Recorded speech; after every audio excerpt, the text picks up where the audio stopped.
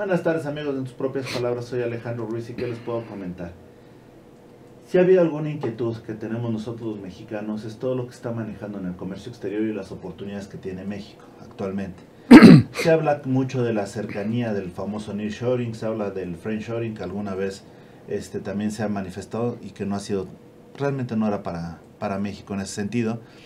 Pero lo cierto es que hay muchos comentarios que se están dando sobre el comercio, la manera como México podría eficientar su comercio hacia Estados Unidos y Canadá y obviamente su reincorporación real y concreta al mundo. Para muchos están señalando que México sigue perdiendo oportunidades, para otros, como es el caso de lo que es Tesla, que México ha movido muy bien sus piezas. Sin embargo, hoy le estamos pidiendo a nuestro amigo y consultor en comercio exterior, Arnulfo Gómez, que nos comente realmente qué está pasando. Arnulfo, te agradezco mucho la charla y la oportunidad de estar aquí. Y sobre todo, fíjate que muchos hablan del nearshoring, otros hablan del friendshoring, pero para nosotros como que es el freeshoring, porque ya es un comercio de miedo, ¿no? Ya no sabes ni por dónde vamos.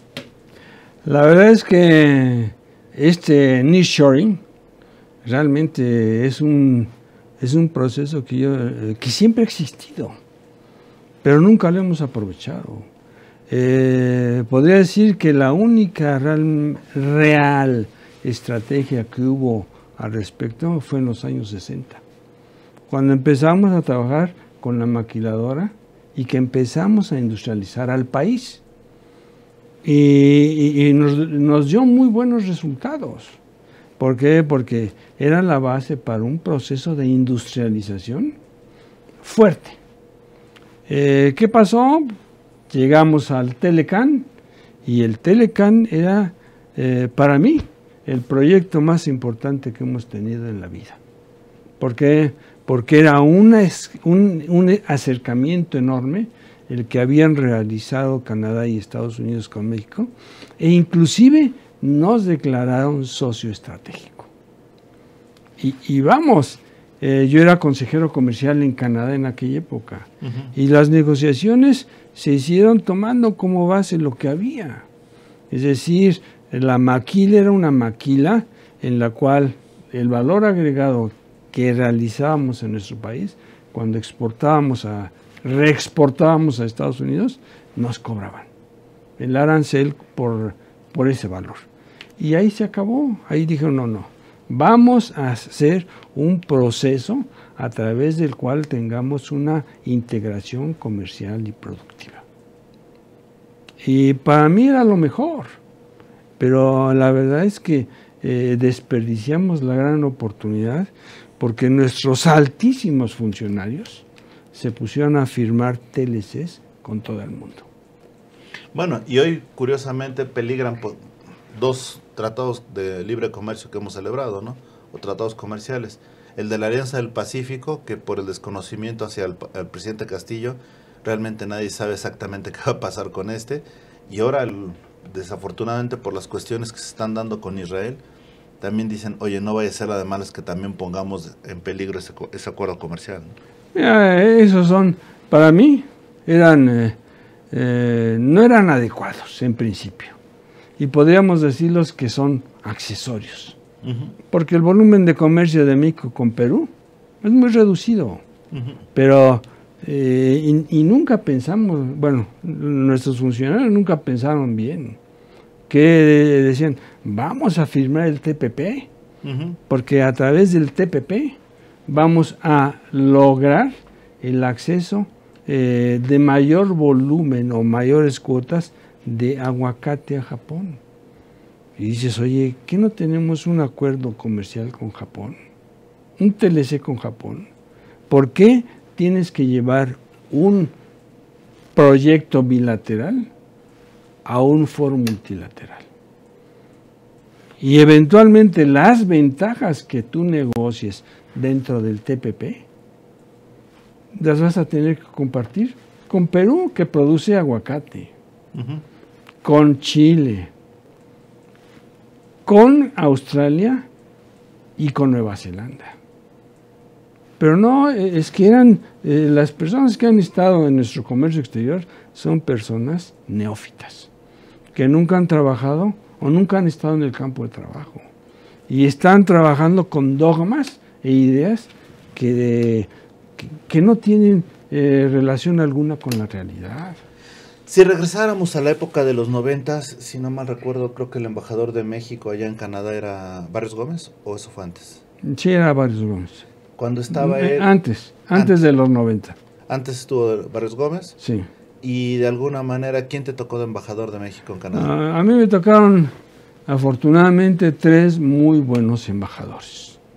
Me tocó una persona extraordinaria que tenía antecedentes enormes porque había sido director de Fomex, que era Alfredo Phillips. Okay.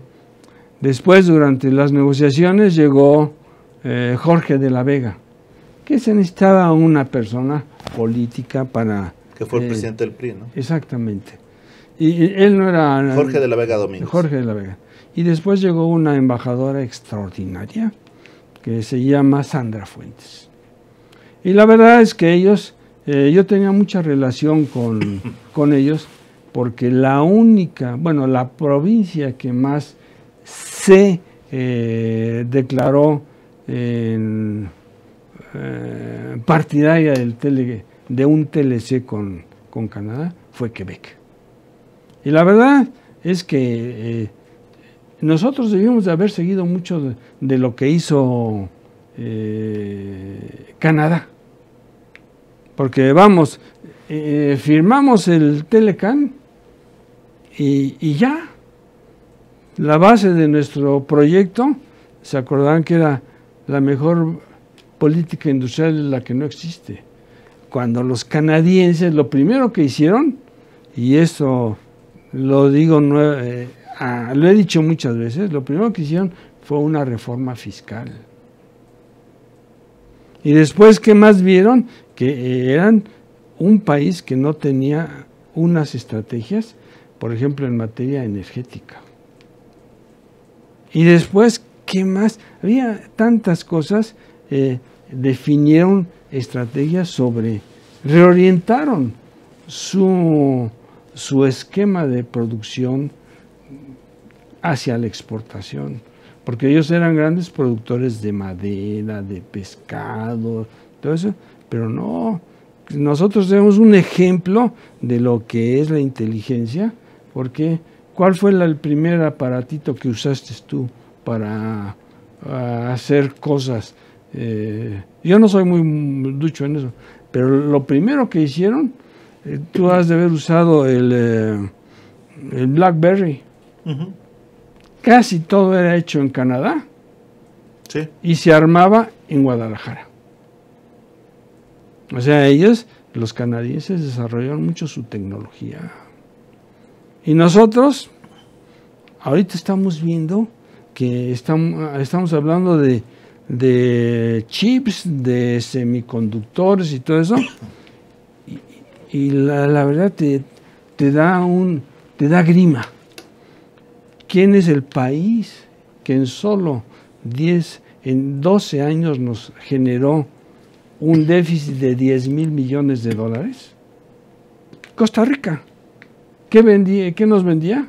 Chips, microprocesadores. Y dejamos de tener déficit con ellos porque ellos hicieron Intel sacó la fábrica y se fue a Vietnam, pero el año pasado ya volvimos a tener déficit. ¿Por qué? Porque Intel regresó a Costa Rica, y la principal importación de México procedente de Costa Rica no es cacao ni nada, sino que son semiconductores. Yo recuerdo que siempre hacían nos comentaban del estudio que se había hecho con los demás países que eran equivalentes en los 80s a México, y estábamos hablando de Corea. Corea que teníamos nosotros más patentes que ellos, y ahora en proporción era creo que de 4-1, o sea 4 patentes mexicanas por una coreana, y ahorita es infinitamente superior la diferencia, ¿no? O sea, nos ha faltado meterle dinero a la investigación. Nos ha faltado, entre otras cosas. Lo que nos ha faltado es inteligencia. Antier sacaron una nota que decía que no vamos a triunfar con el nearshoring por la falta de talento. Y yo hice una broma. Dije, es que la falta de talento en nuestro país la hemos sustituido con 2 elementos. El dedazo y los recomendados. No, y acuérdate que ya en este país no importa la capacidad, sino la honestidad, ¿no?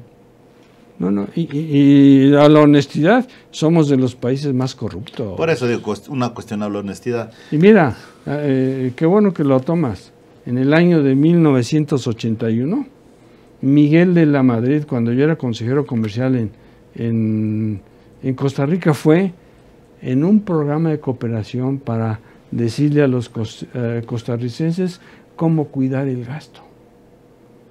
Y cuando se despidió de mí, dice, oiga, la verdad es que veníamos a enseñarles a ellos y resulta que nos vamos con una enseñanza increíble.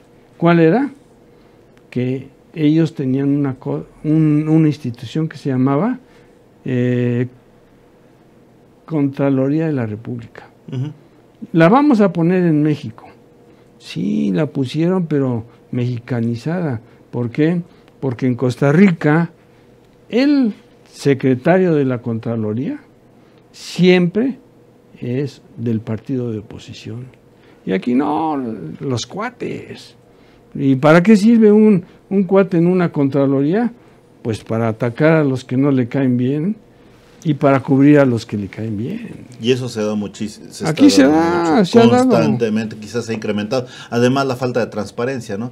Y de hecho, cuando te vas a ver que hemos bajado de lugar en los índices de competitividad, mucho, pues dices, oye, tienes razón, nos falta todo, ¿no? Y se habla de la inteligencia artificial, pero desafortunadamente aquí quisiéramos ya tenerla, porque inteligencia original, artificial, de donde fuera. O natural. Quisiéramos tener inteligencia para algunos cargos, porque seguimos teniendo un problema real, técnico y profesional en muchas áreas del conocimiento. Vamos a decir, el lunes sacaron un documento que se llama Incentivos Fiscales para la Inversión. Uh-huh. En el año de 77, cuando se reanudaron relaciones con España, a mí me nombraron consejero comercial adjunto en Madrid. ¿Cuál es lo primero que hicimos? Pues ver cómo era el comercio exterior de ellos. Y tenían ese incentivo que ahora están diciendo, mira, para traer inversión vamos a dar exención en este tipo de cosas. Y dice, ¡ay, la torre! Y vamos, a lo mejor mi historia es deprimente, porque después me mandaron a Costa Rica. Entonces llegué a Costa Rica y la verdad es que es un paraíso. Supuestamente era nuestro hermano menor y yo creo que él creció más que nosotros. Sin duda. ¿Por qué?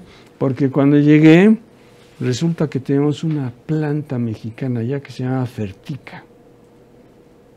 Y la tuvimos que cerrar. Bueno, el gobierno mexicano la cerró porque era improductiva. Entonces, ¿qué pasó con esa planta? Que la cedieron a los costarricenses. Bueno, ¿y qué pasó más? Las oficinas de Fertica se las vendieron en $1. Y el tipo de cambio era 20 colones por un $1. Entonces le dieron, ¿y saben qué es actualmente esas oficinas? Intel. No. Es la casa presidencial. Hagan de cuenta que era el Infonavit de aquí. Esas eran las oficinas de Fertica. Oye, pero ¿cómo nos gusta invertir o meter demasiado dinero en proyectos que no sirven? No, pero espérate tantito. A los cuantos meses llegó el liquidador de Fertica, que era un personaje de Bancomex. Dice, oye, es que ahora resulta que les dimos los activos y no negociamos los pasivos. No puede ser. Y dice, y ahora resulta que le debemos $5,500 millones al gobierno costarricense.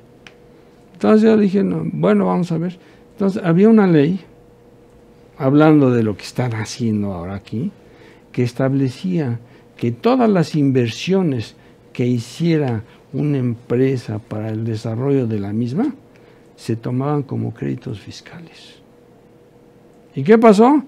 que al final, cuando trabajamos con el gobierno costarricense, dijeron, no, tienen ustedes razón, ustedes invirtieron cerca de 5.800 millones de dólares. Entonces les debemos $300,000. Y como había control de cambios, porque era una situación difícil, dicen, ahí están tus $300,000, pero no los puedes sacar porque están en la presa de divisas. Entonces llegó una embajadora, dice, ay, hay $300,000 ahí, compremos una casa. Perdón, ¿$300,000 o 300 millones? $300,000. Ajá. 300, porque el adeudo original eran 5.500 millones de dólares. No, 5.500.000. Y computamos 5.800.000 como inversión. Entonces el remanente eran 300,000. Y la embajadora esa dice, compremos una casa. Y se compró la casa. Pero después resultó que esa casa estaba en el recodo de un río y había el jardín eran 100 metros y ahora son como 10. ¿Por qué? Porque el recodo del río se fue comiendo la tierra. Entonces, hasta en operaciones tan simples y tan tontas, fallamos. Y es que fíjate, con lo que estás diciendo, realmente regresamos a las cosas que no planeamos, a la falta de inteligencia, a las inversiones que no generan absolutamente nada más que deuda, y ahí estamos viendo el destino cuestionable de Dos Bocas, de un aeropuerto, la cancelación de un aeropuerto que realmente generó más deuda que otra cosa. Así es. Y me falta el Tren Maya, ¿no? Que nunca va a ser viable, y eso lo han dicho. Y pues realmente... El Tren Maya, de los que acabas de nombrar, tal vez el transísmico tenga resultados, pero los demás ninguno. Yo te voy a decir, en el año de 1952, tengo una foto, mi papá trabajaba con Miguel Alemán, y estaban visitando la obra negra de Santa Lucía.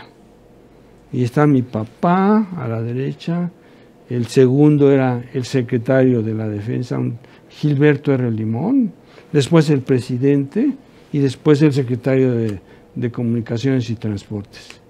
¿Y por qué fueron allá? Pues para ver cómo iba el avance de una instalación estratégica y como tal de difícil acceso. Bueno, sigue siendo de difícil acceso, eso no ha cambiado, ¿no? Aunque no es estratégica, pero es de difícil acceso. Qué caray. Fíjate, ya obviamente el tiempo no lo podemos volver, ya pasó. Pero hoy, frente a la situación que estamos viviendo, ¿qué tanto nos beneficia esa famosa tendencia del nearshoring? Nos beneficiaría, es condicional, si realmente hubiera una estrategia. Nosotros no hemos tenido estrategia. En comercio exterior nunca tuvimos estrategia. Entonces, firmamos tratados con 54 países y tenemos déficit con 40. Y además con el agravante que 2 dijeron, no, ya no quiero nada contigo. Bolivia y Venezuela. Entonces, el nearshoring, yo les puedo decir, si hubiera realmente definición de una estrategia, nos ayudaría mucho. Tú sabes que yo escribo mucho. Lo último que escribí se llamaba el Día del Aguacate. El Día Mundial del Aguacate. El Super Bowl. ¿No? Es un proyecto que yo inicié en el año 84 en Holanda. Y en Holanda exportábamos en el año 84 $1 millón de aguacate a todo el mundo. Entonces, cuando yo llegué a Holanda me dijeron, la secretaria, ¿no quiere tortillas? Dije, ay, ¿y de dónde las sacas? ¿Las haces tú o qué? Dice, no, hay un teléfono ahí y hablamos. Entonces, ya cuando llegó mi esposa, le dije, mira, hay tortillas. Pide. Entonces ya me llegaron las tortillas y hablé con el dueño de la empresa. Le dije, oye, ¿cómo se le ocurrió a usted hacer tortillas en Holanda? Dice, es que en aquella época Alemania estaba ocupada por los americanos, los británicos, los franceses y los rusos. Entonces, dice, es que enfrente de mi casa en Holanda, en la frontera, hay un cuartel de Estados Unidos. Y tiene muchos soldados mexicanos. Entonces yo les vendo tortillas. Entonces, dice, pero ya que me habló, dices, mire, yo llevo vendiendo tortillas 12 años. Dice, y es la primera vez que alguien de la embajada me habla. Dice, ahora que voy a Rotterdam, lo voy a visitar. Entonces, ¿qué pasó? Definimos una estrategia. ¿Por qué? Porque el señor vendía tortillas para tacos. ¿Y qué más vendía? Totopos. Y dice, yo quiero añadir valor. No, pues, lo que usted tiene que hacer en principio con las tortillas es hacer recetas.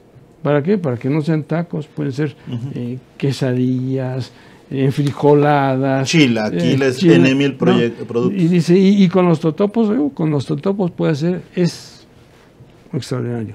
¿Qué? Darle sabores. Y los puede usar para recetas para chilaquiles. Digo, pero mire, para que usted realmente tenga un proyecto de producción, tiene que ir acompañado de elementos mexicanos que se usan mucho en nuestro país. Y por ejemplo, el aguacate. Y se haga guacamole o venda guacamole. El señor en aquella época vendía dos cosas. Vendía su pan, pero utilizaba sus instalaciones para hacer tortillas y totopos. Tú entras a su página web, se llama Corny Baker. Ahora vende 300 productos, más de 300 productos. ¿Por qué? Porque eso le dio una base y la base de su venta es el aguacate en lonchas congelado. ¿Y qué más? Guacamole. Y tuve, ahora, el año pasado exportamos 3.550 millones de dólares de aguacate. Pero vamos, es que yo no es que piense que había. Antes que yo hubo consejeros comerciales en Holanda y nunca se les ocurrió preguntar, bueno, ¿y de dónde salen las tortillas? Pero tú lo has comentado, son amistades que no más llegan a cumplir un protocolo y no una necesidad. Antes de que yo llegara a Holanda, la consejería estuvo vacía, porque el consejero era muy amigo de Miguel de la Madrid, se vino a la cargada. Y un año estuvo vacía, sin jefe. Dije, ¿qué pasó aquí? Es una cosa increíble. Entonces, la verdad es que yo qué bueno que tú hiciste este programa. ¿Por qué? Porque el nearshoring es muy favorable a México, pero no teníamos los elementos necesarios para triunfar. ¿Qué nos falta? Bueno, es la energía. Tenemos energía. ¿Qué más nos falta? Bueno, ahorita lo que hemos visto es que están ya faltando terrenos en el norte. Agua. Además. Nos faltan carreteras, porque tú te vas de paseo a Laredo y tienes un problema para pasar, más los camiones. ¿Qué más nos falta? Lo increíble. Mano de obra. Porque el 69% de las empresas encuestadas en el norte dicen, es que nos falta mano de obra. Y ahora están pensando darle empleo a los migrantes que vienen de Centroamérica.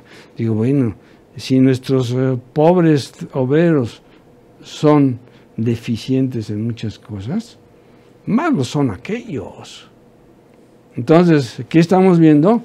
La politización de la migración y soluciones falsas. Y todavía, ¿qué más? Las mismas carreteras. Bueno, y además hay algo que no has dicho, pero también le falta a México. 100%, seguridad, ¿no? Bueno, la seguridad. Llegas a los puertos y te tienes que persignar para ver si vas a llegar a tu destino. No, vamos, en la esquina, bueno, en la esquina de mi casa, hace 8 días mataron a un cuate, ¿no? Ahí en Río, en Barranca del Muerto y Insurgentes. No sé si lo viste. Sí. Entonces, son cosas que vamos, esto de... No lo quiero decir. No, pero es que sabes que es increíble. Es increíble cómo hemos perdido grandes oportunidades. Y ahorita se habla, tienes razón, se habla muchísimo del nearshoring y que vamos a hacerlo, pero ojo, se nos olvida algo. Vietnam, como sin estar cerca, utilizó el friendshoring y lo hizo pero brutal. Déjate del friendshoring. Es un país que sufrió 40 años de guerra. Claro. Y está, ¿qué nos vende? Déjame decirte, ¿cuál es la balanza comercial con ellos? Es una cosa increíblemente tonta. ¿Por qué? Porque de veras, ellos nos venden, bueno, es el TPP, pero únicamente en 4 años, incluyendo Vietnam, nos generaron un déficit de 81,000 millones de dólares. ¿Y quiénes son? Fundamentalmente Vietnam y Malasia. Son los que cuentan ahí. Y dices, yéndonos a otro nivel, pero vamos, un nivel que desgraciadamente, ¿quién ha perdido 2 guerras mundiales? Alemania.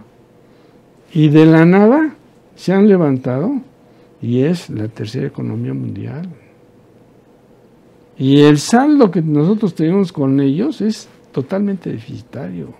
Cuando nosotros hubiéramos podido hacer muchas cosas. En 1906,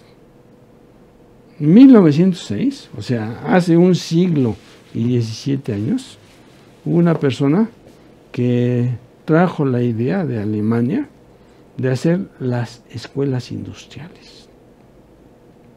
Un tal Félix F. Palavicini, que había estudiado allá. Entonces, y había otra persona que yo nada más sabía que tenía una calle ahí en la Colonia del Valle, Juan Sánchez Ascona, también estudió en Alemania. Y los ves que traían ideas. ¿Y qué pasó? De milagro se salvaron de que los mataran en 1927. ¿Por qué? Porque ellos traían esas ideas, en principio, y aquí a lo mejor ya me meto en problemas de etnias y más, pero lo que decía Félix F. Palavicini, el español se debe de hablar en todo el territorio, pero no, aquí no es que los usos y costumbres. Entonces esa gente está marginada, y marginada por las mismas políticas públicas del gobierno. ¿Por qué? Porque lo primero que van a un juicio y no entienden qué están diciendo, porque no hablan español. Cuando lo principal es que aprendieran español sin que perdieran la posibilidad de educarse en su idioma. ¿Por qué? Porque las propuestas en aquella época decían el español como prioridad, pero la enseñanza de su idioma.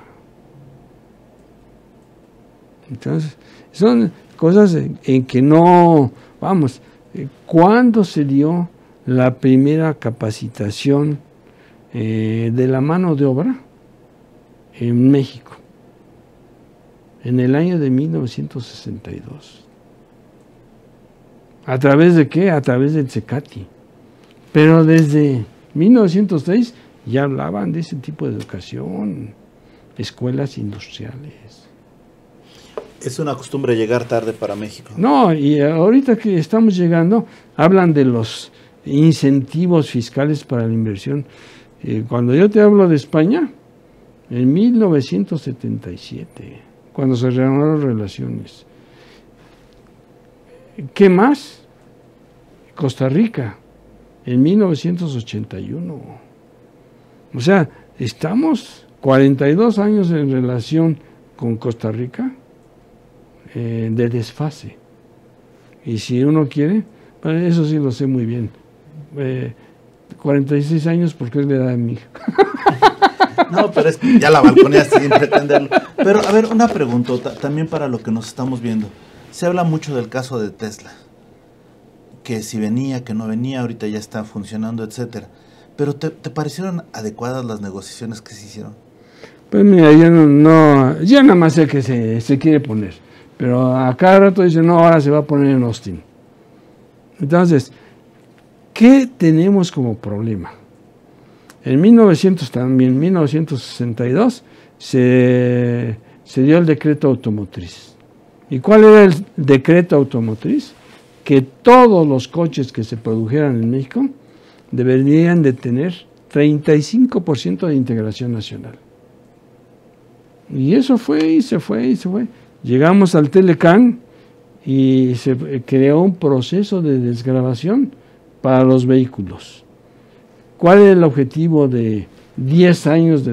Para que los mexicanos hicieran inversiones y añadieran más valor adicional al 35.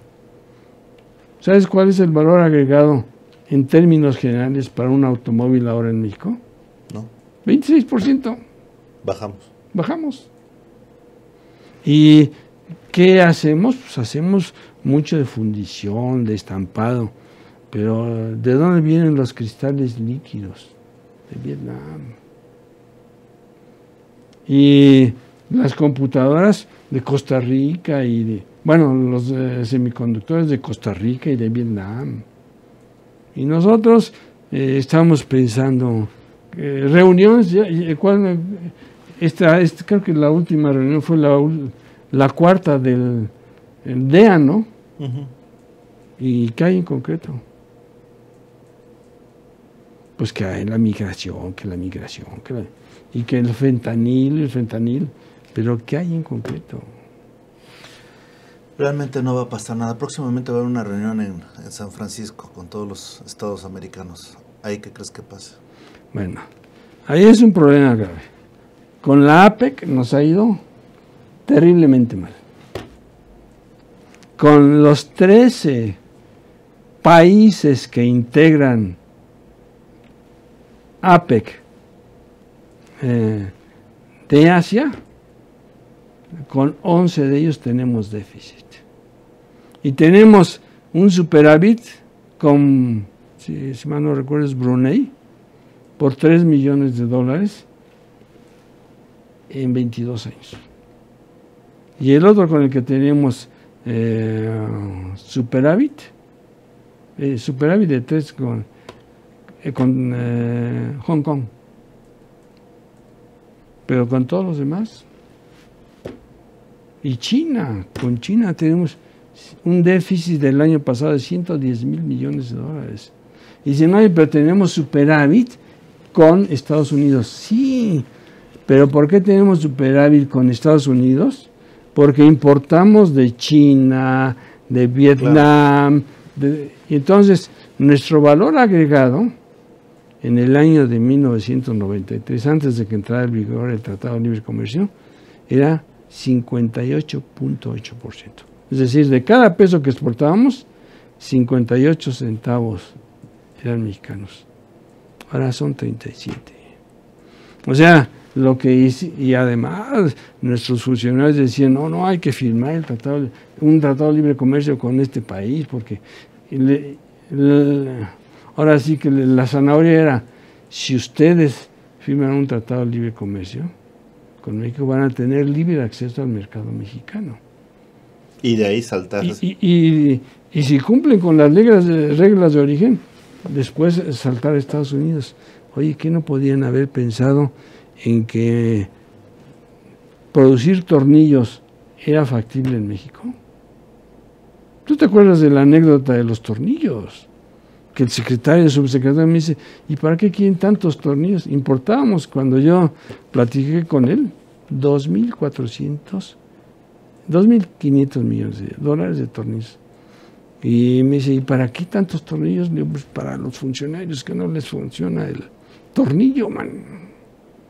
Y el año pasado fueron 3.000 y tantos millones. ¿Por qué? Por la electricidad. En las 3 etapas de la producción de tornillos es necesarísima e intensiva el uso de la energía. Y si tenemos energía cara, pues nuestros tornillos van a ser muy caros. Ahorita que hablas de energía, ¿qué va a pasar con la energía en México? Pues desgraciadamente no se sabe. Compramos 13 plantas de ¿cómo se llama eso? Generación. Iberdrola. Pero ¿cuántos años tenían esas plantas trabajando en México? Y no compramos de la generación más reciente. Entonces vamos a tener problemas con la operación de esas plantas.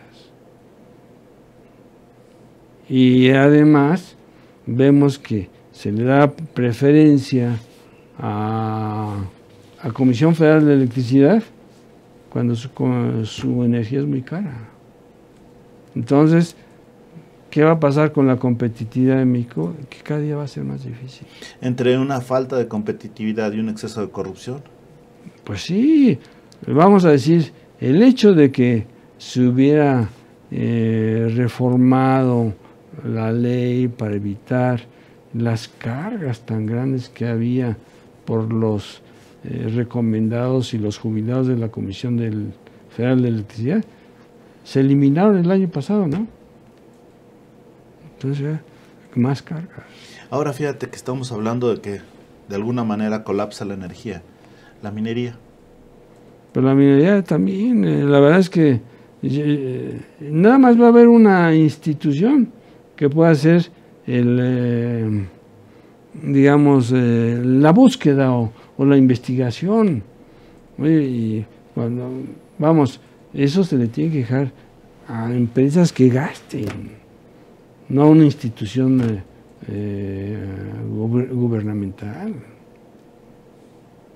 Entonces yo creo que ahí estamos en un proceso de retorno al estatismo muy malo que hubo.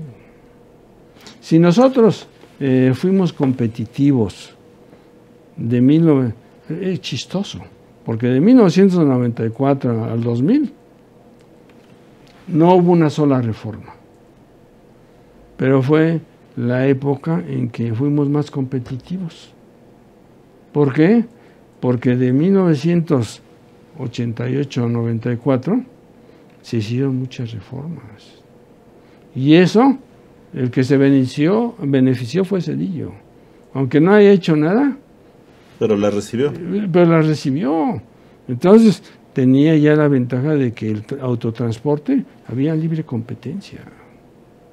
De que a través de la cogeneración había competencia. Y el proyecto más emblemático que yo manejé cuando era consejero en Canadá fue una inversión en México para producir tomate. ¿Y qué pasó? Era una empresa que producía tomate en Canadá. Entonces se trajo su tecnología hidropónica en invernadero. Digo, bueno, es que vas a invertir eso, no se necesita. El clima es muy benigno. Dice, no, es que el producir en invernadero te da una ventaja enorme. Control de plagas y frutos perfectos. Y además evitas el desperdicio de agua. Así es. Y somos el tercer producto agrícola más exportado, es el tomate. Es increíble lo que se ha dejado pasar. Y cuando se hablaba de que el sector agrícola era el que más iba a perder con el Telecán. Y hay que decirlo, no fue cierto. ¿Por qué? Porque, y se habla, por ejemplo, del maíz, es que nosotros no somos un país para producir maíz, porque son cultivos extensivos. Y nosotros no tenemos esos terrenos tan grandes, ni las máquinas. Entonces, importamos maíz barato, pero les vendemos productos hortifrutícolas caros. No caros porque salgan caros, sino por la demanda. Porque son, ¿qué les vendemos? Aguacate, jitomate, fresas. Y lo que llaman berries. Pero son productos que emplean mucha mano de obra. Son productos que emplean mucha mano. Y qué bueno que lo podemos hacer. ¿Qué va a pasar con el maíz transgénico? Lo que quiera el gobierno. ¿Pero qué debería pasar? Vamos, es que, vamos a decir, ¿y quién fue, cuál fue el país que inició este tipo de injertos? ¿Quién fue? Al creador de ese proceso le dieron el Premio Nobel de la Paz. ¿Por qué? Porque produjo en México, aquí en Pronace, en los viveros de Coyoacán, produjo el maíz y el trigo enano. Uh-huh. ¿Y a dónde se exportó?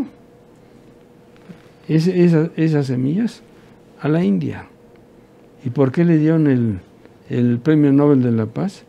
Porque salvó de la hambruna a 120 millones de hindúes.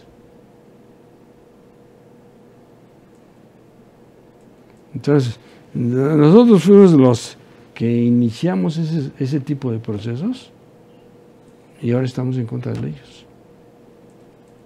Y no sé si te acuerdas quién fue. Fue un señor norteamericano de origen noruego, se llama Norman Borlaug.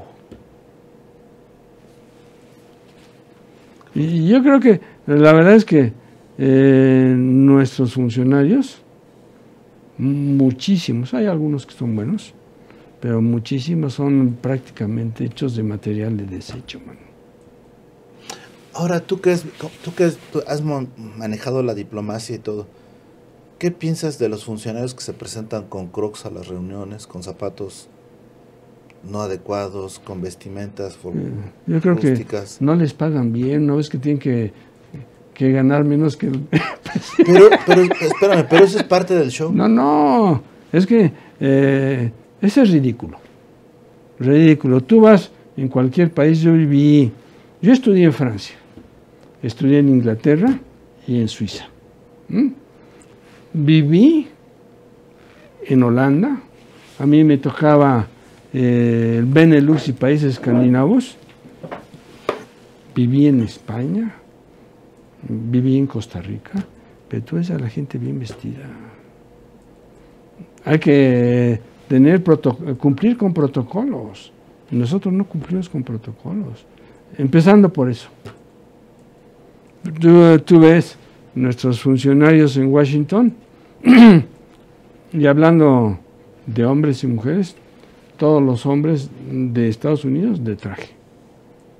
Y las mujeres con traje sastre. Y a la nuestra nada más les falta ponerse un zarape o alguna cosa de ese para demostrar que son mexicanos.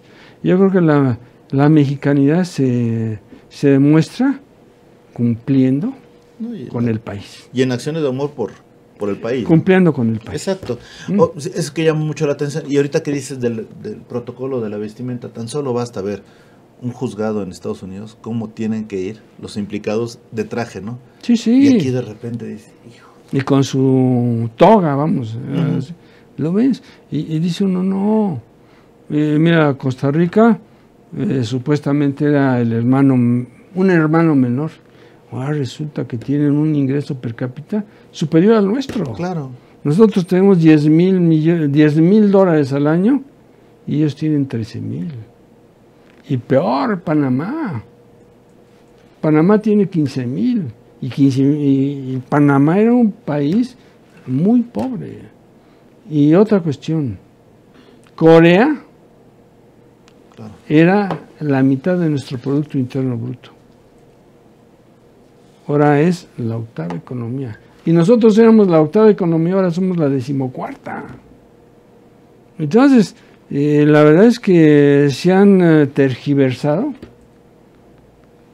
todos los cánones y todos los objetivos. Y la verdad, yo te puedo decir, yo tuve muchos problemas con recomendados.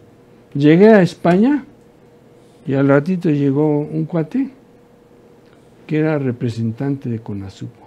Le digo, ¿y qué vas a hacer aquí?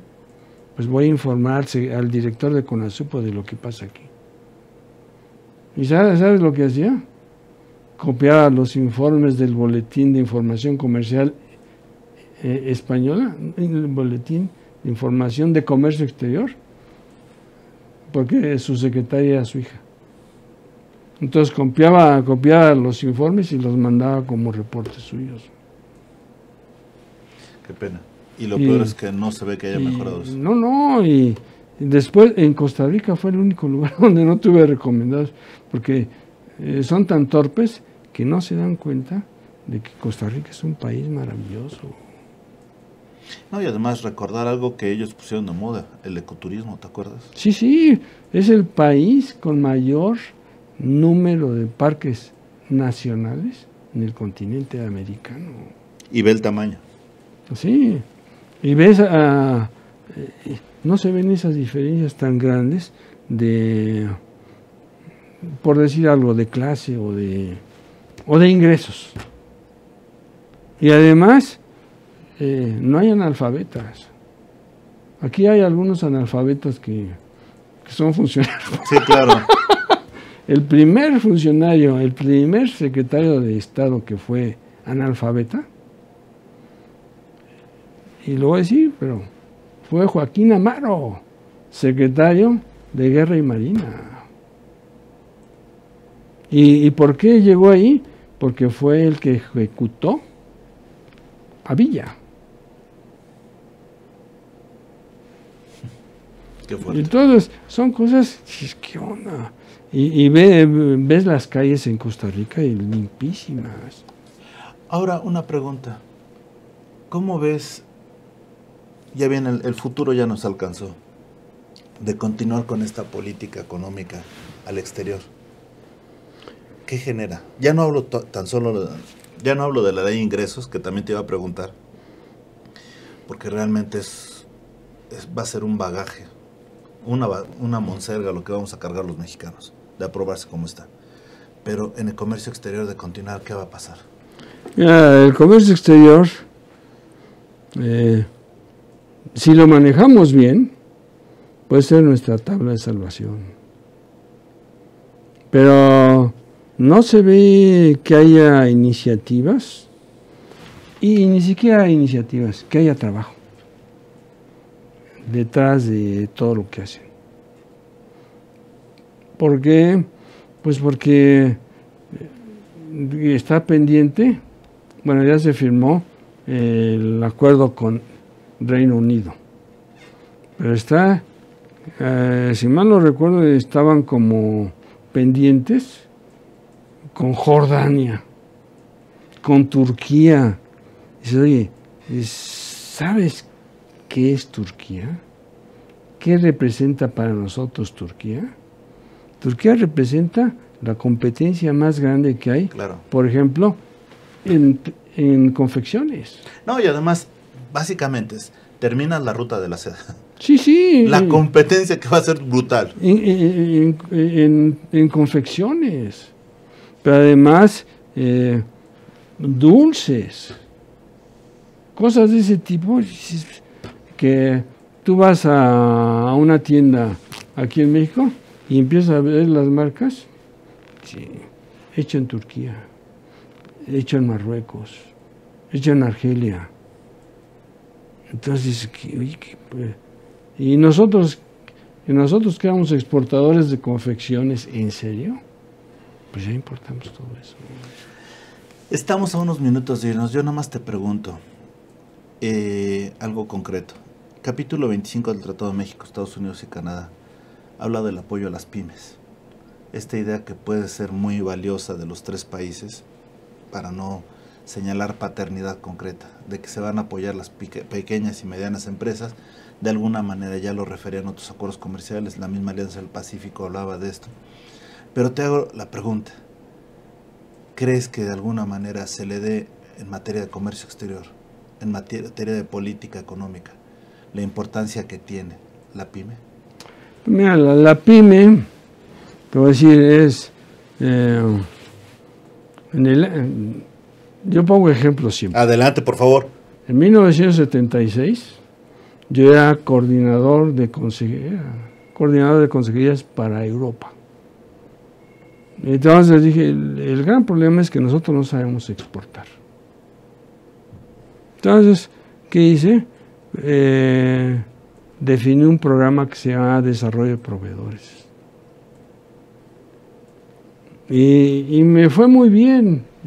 Después ya me mandaron a España y demás. Pero tú ves el desarrollo de proveedores.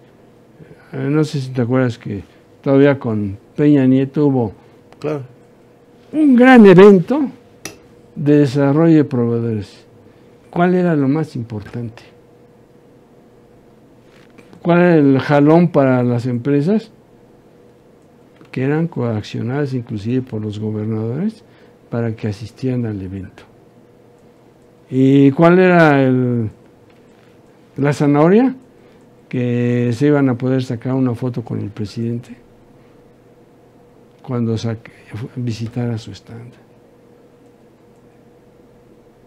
Pero no había un programa técnico, ningún soporte técnico para sacarle provecho a esa visita. Qué fuerte. Nos estamos a punto de ir. Arnulfo, te agradezco muchísimo tus palabras. Lo que viene no es fácil para México.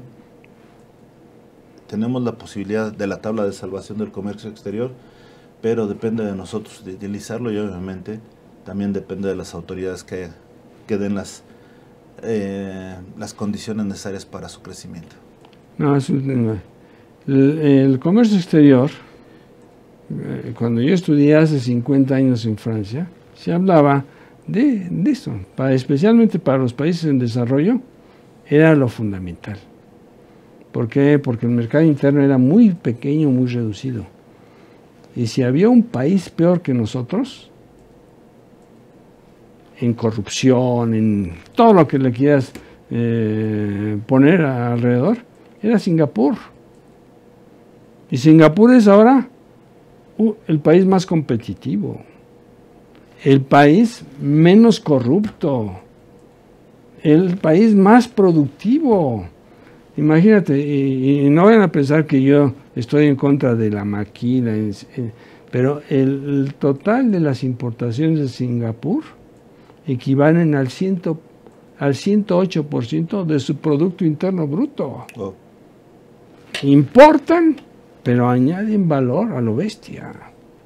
Nosotros nos conformamos con ensamblar, porque ahora ya somos ensambladores. Ser meros intermediarios. Ensambladores. Perfecto. Muchísimas gracias, Arnulfo. Gracias por esta charla. Y ya lo saben, esto ha sido en tus propias palabras. Hasta la próxima. Suerte.